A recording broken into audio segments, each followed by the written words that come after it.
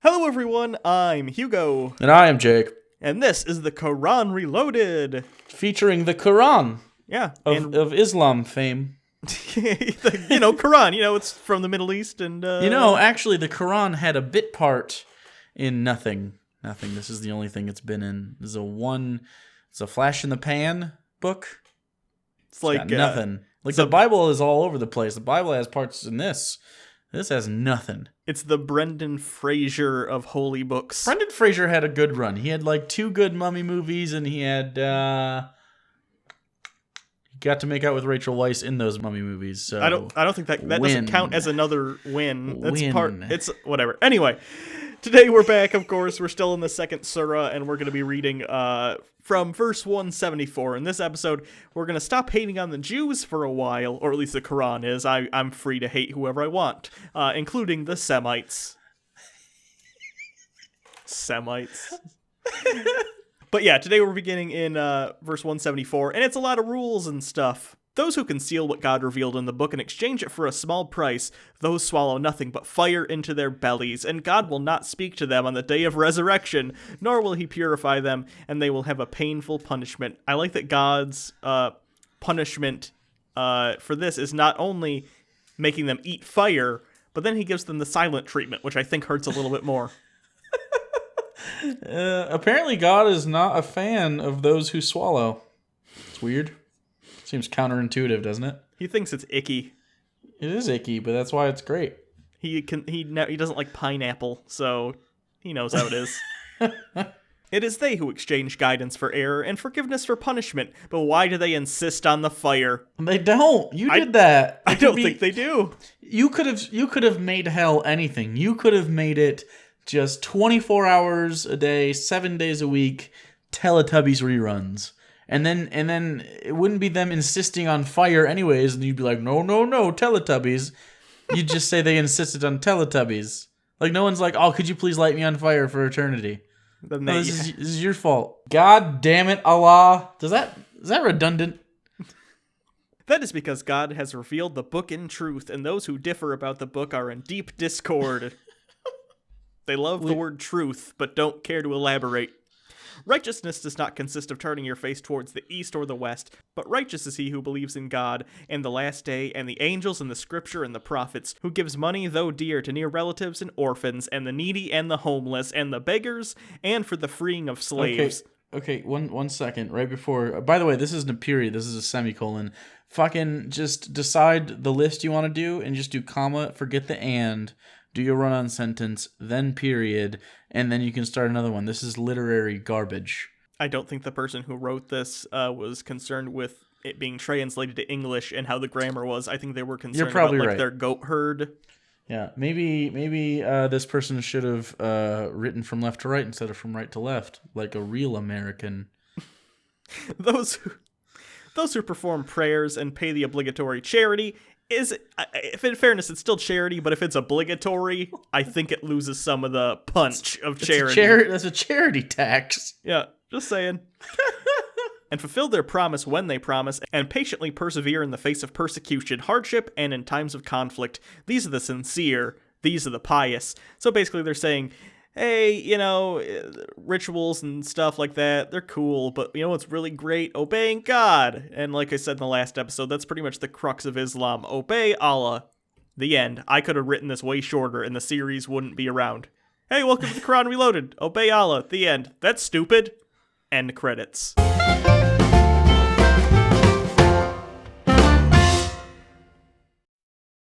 O you who believe, retaliation for the murdered is ordained upon you, the free for the free, the slave for the slave, the female for the female. So here in this verse, it's basically the Old Testament version of eye for an eye, But what's weird to me is in this verse, it says slave for a slave, even though in the last passage, the writer obviously made it clear that they're aware slavery is bad because they say it's righteous to free slaves, but in this verse, he has decided if a slave is killed, you should kill one of their slaves because, that's only fair. Also, I like that female is right after slaves. Like, free people, slaves, and females. The only thing worse than being a slave is being a slave in the Middle East. That's a double whammy. It's like, oh, thanks, Allah. Not only am I a slave, I'm a slave in literally the worst place in the world. For some reason, that implies to me, like, didn't the slaves in America have it good? They could sing about cotton. So some of them got to fuck the president, you know. Ooh. I'm on board. It's a Sally Heming joke, guys. Monica Lewinsky got to, too. But was she an unpaid intern? Because that's fairly similar. No, she got paid in jizz. Oh, that's not bad. It's presidential jizz, though. The exchange rate on presidential jizz to money's got to be, like, something. I got Bill Clinton's cum. That's at least $50 on eBay. Like, no way someone's not buying Bill Clinton's. What a highbrow show we're going on today. This is great. But if he is forgiven by his kin, then grant any reasonable demand, and pay with goodwill. This is a concession from your lord, and a mercy. But whoever commits aggression after that, a painful torment awaits him. That's not a... That's not how mercy or concession works, Lord. He's trying. That's just you being like, there's kind of a loophole. Also, you will perish. In the last, couple sentences, he also talked about making people eat fire. So I think this is a step up. At least it's not jizz. There is life for you in retaliation, O people of understanding, so that you may refrain. It is decreed to you, when death approaches one of you, and he leaves wealth, to make a testament in favor of the parents and the relatives, fairly and correctly a duty upon the righteous. I like that, the Bible spent a lot of its stuff talking about, the gays, and not fucking your cousins, and fucking your cousins, quite frankly. This one dives right into contract law. Make sure you have a will. They're very conscious of these things, and I appreciate that Allah had the foresight to be like, yeah, but, you know... And it's weird, too, because the Bible is the Jew book. But whoever changes it after he has heard it, the guilt is upon those who change it. God is all-hearing, all-knowing. Should someone suspect bias or injustice on the part of the testator, and then reconciles between them, he commits no sin. God is forgiving and merciful, so don't change it unless you think you got cheated. Then change it. And God's like, well, whatever. That seems pretty much how our God has been operating anyway. Even Pretty in much. Jokes.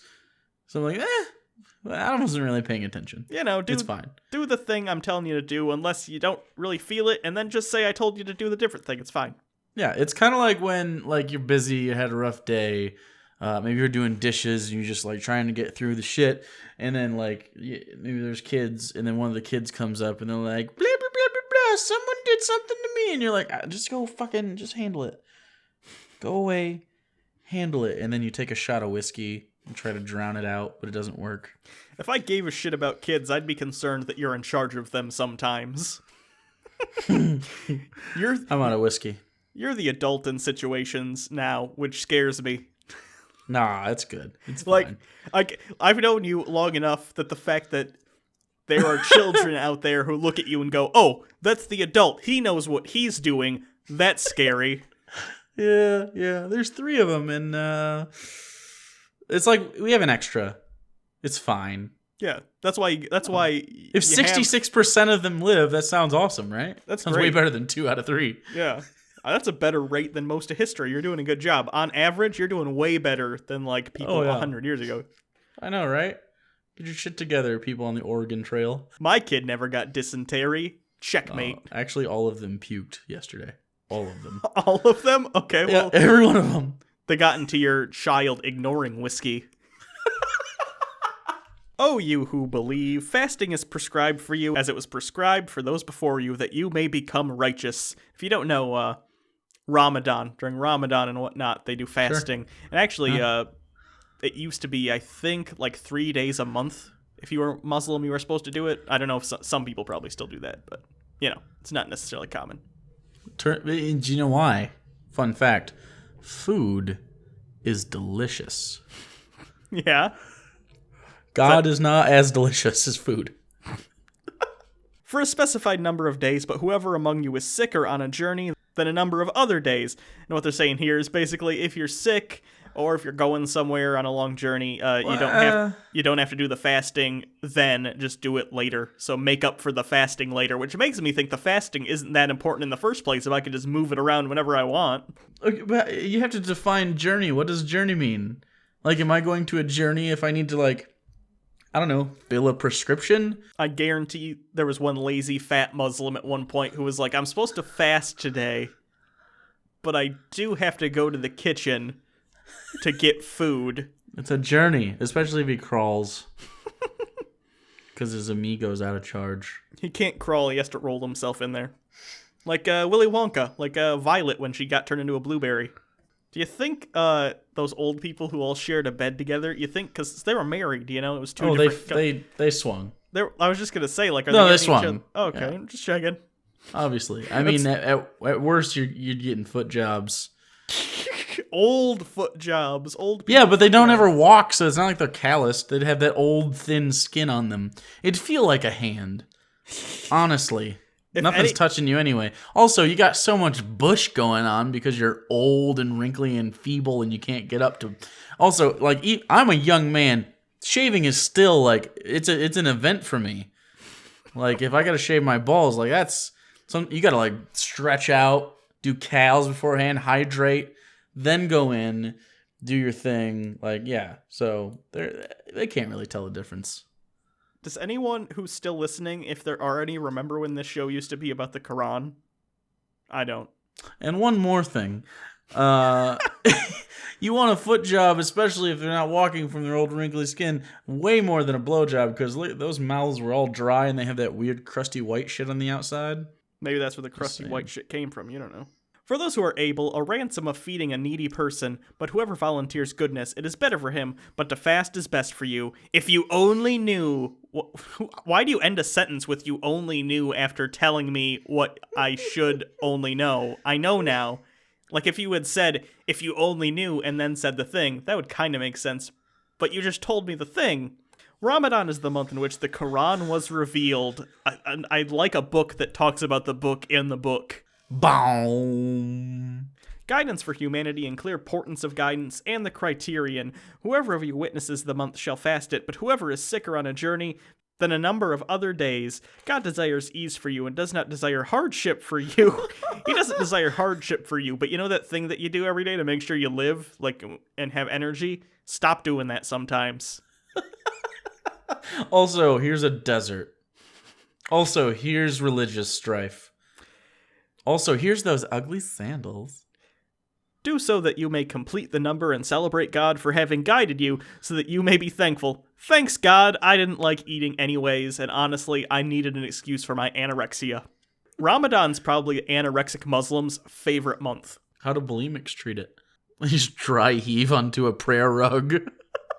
And when my servants ask you about me, I am near. I answer the call of the caller when he calls me. Wow. Anyway. I'm sure that sounds profound somewhere. Maybe in the original Arabic. Here it just sounds like you're fucking stupid.